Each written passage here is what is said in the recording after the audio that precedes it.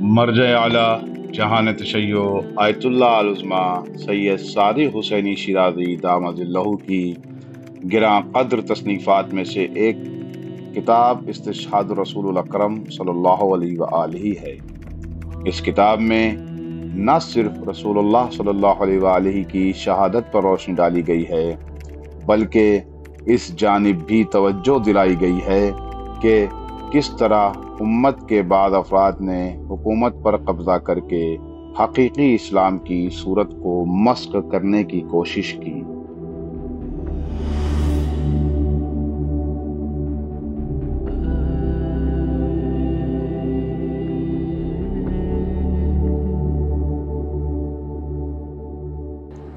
औज़ु बिल्लाहि मिनश शैतानिर रजीम। बिस्मिल्लाहिर रहमानिर रहीम। अल्हम्दुलिल्लाहि रब्बिल आलमीन वस्सलातु वस्सलामु अला मुहम्मद व आलिहि ताहिरीन व लअनतुल्लाहि अला आदाहिम अजमईन, अम्मा बाद। पैगम्बर इस्लाम की शहादत के बाद जो सबसे पहला दर्दनाक हादसा रोनुमा हुआ वो है हज़रत फ़ातिमा ज़हरा सलामुन अलैहा की शहादत। लेकिन आपकी शहादत यूं ही नहीं हो गई, इंतहाई तड़पा तड़पा के आपको मारा गया है। आप ज़रा गौर करें कि शहज़ादी हज़रत फ़ातिमा ज़हरा सलामुन अलैहा। अच्छा, ये सब कुछ किया क्यों गया? ये सारे के सारे मज़ालिम सियासी थे। लोगों को अपनी हुकूमत बाक़ी रखनी थी, अपनी हुकूमत को कायम रखना था। लिहाजा अपनी हुकूमत को बाक़ी रखने के लिए इन अफराद ने नामूसे रसालत का भी ख्याल नहीं किया और शहज़ादी हज़रत फ़ातिमा ज़हरा के ऊपर तरह तरह के मज़ालिम किए। उधर जब सक़ीफ़ा में हुकूमत बन गई और मस्जिद में आपस में इन लोगों ने आपस में मशवरा किया कि किन किन लोगों ने अभी तक बैत नहीं की है। आप ज़रा गौर करें, किन किन लोगों ने अभी तक बैत नहीं की है।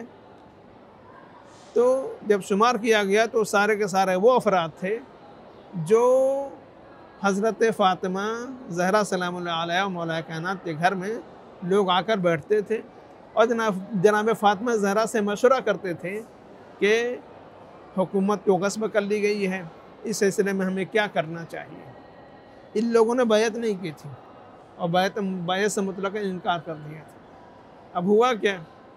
हुआ ये कि एक मलऊन चंद अफराद को लेकर, यानी जो हाकिम वक्त था, उसने कुछ लोगों को भेजा और भेजने के बाद जनाब फ़ातिमा ज़हरा के दरवाज़े पर और आवाज़ दे कि दरवाज़ा खोलो और जितने लोग हैं सबको बाहर निकालो।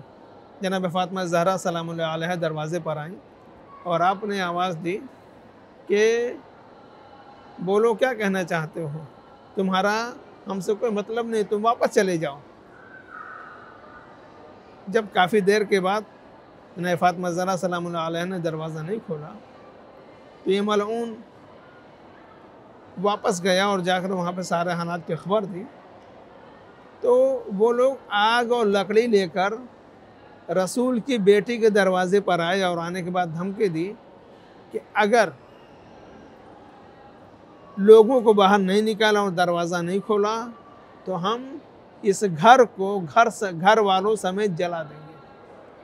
तो जनाब फ़ातिमा ज़हरा सलामुल्लाह अलैहा ने फरमाया कि इस घर में तो रसूल के चहेते हैं, इस घर में इमाम हसन हुसैन हैं, क्या तुम उनको भी जला दोगे? तो उस मलऊन ने जवाब दिया, व इन, अगर ये हों तो हुआ करें, हम फिर भी इस घर को घर वालों समेत जला देंगे। आप ज़रा गौर करें कि शहज़ादी के ऊपर क्या गुजरी होगा। तन्हा धमकी ही नहीं है बल्कि बाकायदा दरवाज़े में आग लगा दी गई, दरवाज़ा गिरने लगा और दरवाज़ा जलता हुआ दरवाज़ा जब गिरने लगा, शहज़ादी ने संभालने की कोशिश की।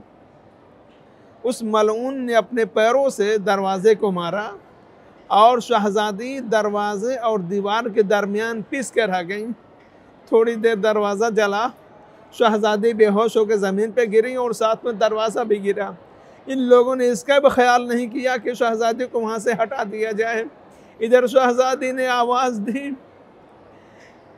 कि फिद्दा अस्मा, मेरी मदद करो, मेरा मोहसिन शहीद हो गया है।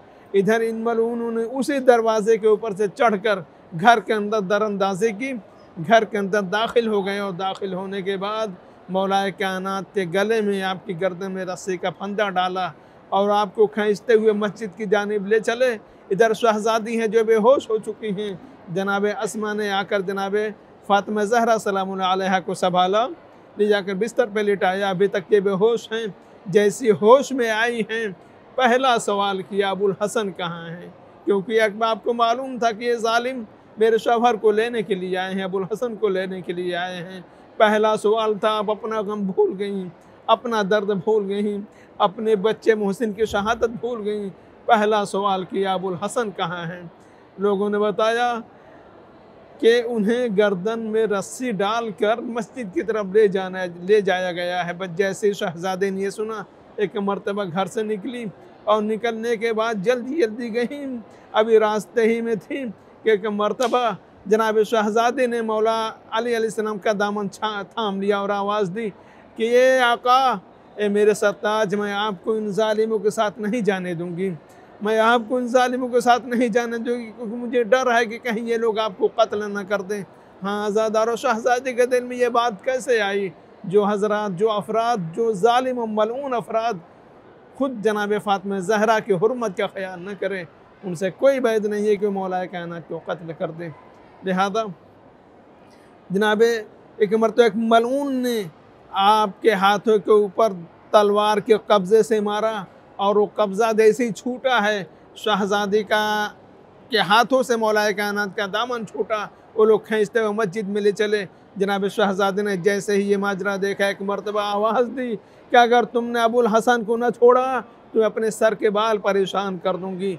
इतना सुनना था कि एक मरतबा मस्जिद नबवी की दीवारें बुलंद हो गईं कि कहीं ऐसा ना हो कि नामहरमों की निगाहें शहज़ादी के बालों और आपके सर की तरफ पड़ जाएं।